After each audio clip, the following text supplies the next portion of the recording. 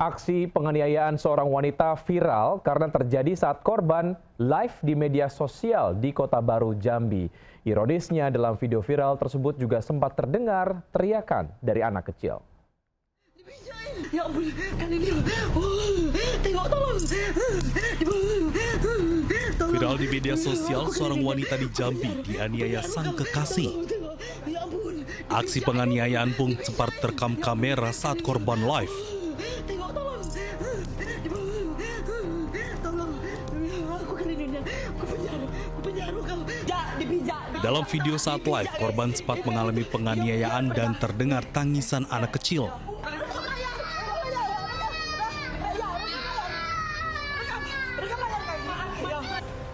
Setelah viral di media sosial, akhirnya pelaku penganiayaan ditangkap polisi. Motif penganiayaan diduga karena persoalan nafkah keluarga untuk membeli susu anak mereka, namun pelaku tidak bisa memenuhi permintaan korban.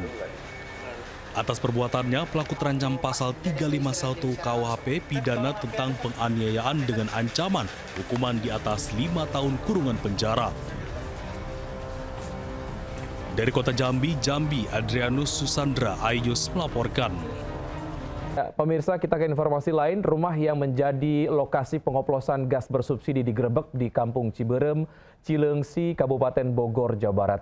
Polisi mengamankan satu pelaku beserta puluhan tabung gas bersubsidi dan non-subsidi.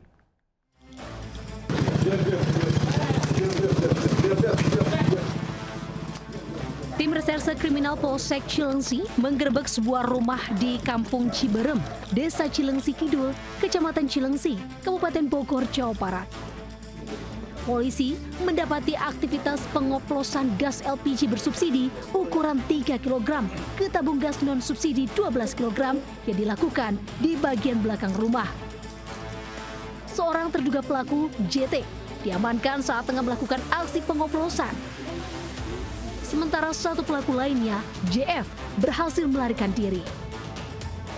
Dalam penggerebekan ini, polisi menyita 42 tabung gas ukuran 12 kg, 68 tabung gas LPG subsidi 3 kg, 16 pipa besi modifikasi, serta alat suntik hingga mobil pick-up.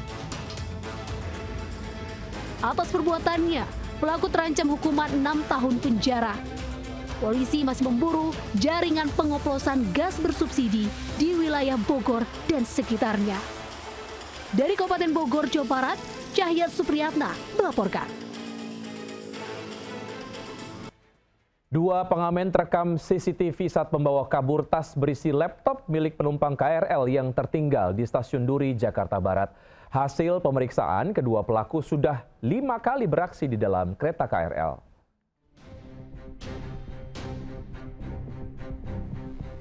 Dua pria terekam kamera pengawas saat memasuki kereta komuter lain yang kosong di Stasiun Duri Tambora, Jakarta Barat.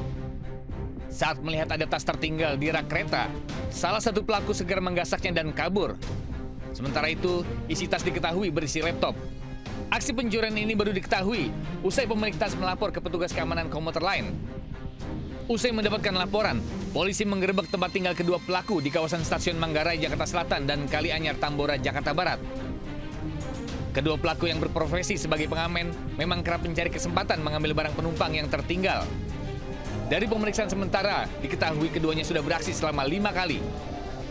Sementara untuk laptop yang dicuri mereka jual di pusat perbelanjaan kawasan Jakarta Pusat senilai Rp750.000.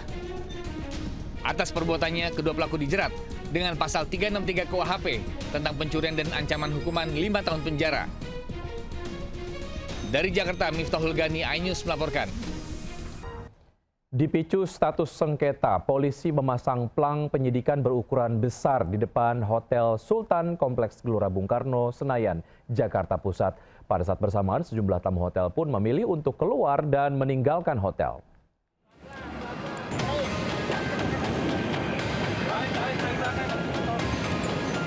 Petugas gabungan Bareskrim Mabes Polri dan Polda Metro Jaya memasang pelang penyidikan berukuran besar di halaman utama Hotel Sultan di Kompleks Gelora Bung Karno, Senayan, Jakarta Pusat. Pelang berisi tanah dan bangunan Hotel Bintang 5 ini sedang dalam proses penyidikan Dirtipidum Bareskrim Polri dan Polda Metro Jaya. Di waktu bersamaan, sejumlah tamu yang tengah menginap terlihat keluar dari dalam hotel dengan membawa tas perlengkapan mereka. Namun belum diketahui pasti apa pengunjung keluar karena pemasangan pasangan, pelang penyidikan, atau ada faktor lain. Saat ini Hotel Sultan berstatus sengketa antara PT Indobelt Co, sebuah perusahaan milik konglomerat Ponco Sutowo, dengan pusat pengelolaan kompleks Gelora Bung Karno. Majelis Hakim PT UN Jakarta pun sudah menolak gugatan Indobelt Co dengan alasan hotel tersebut berdiri di atas lahan milik negara. Dari Jakarta, Rani Sanjaya Ayus melaporkan. Seorang pelajar nyaris jadi korban pengeroyokan gerombolan pelajar lain di Lebak, Banten. Melihat kejadian tersebut, warga pun menghalau pelaku dan mengamankan satu sepeda motornya.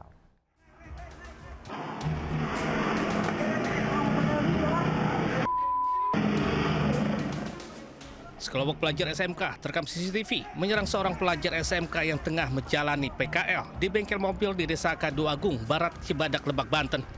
Khawatir jadi korban penganiayaan, korban lari ke warung bakso hingga warga mengusir pelaku penyerangan.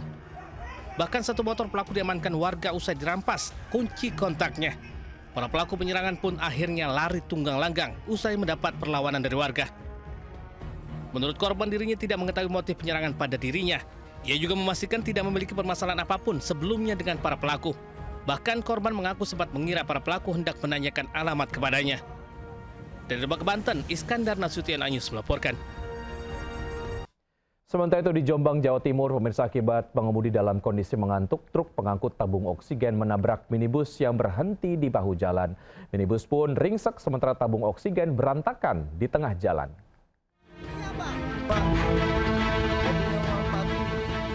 Satu unit minibus ringsek akibat ditabrak truk pengangkut tabung oksigen di jalan tol kawasan Desa Kadung Betik, Kesamben, Jombang.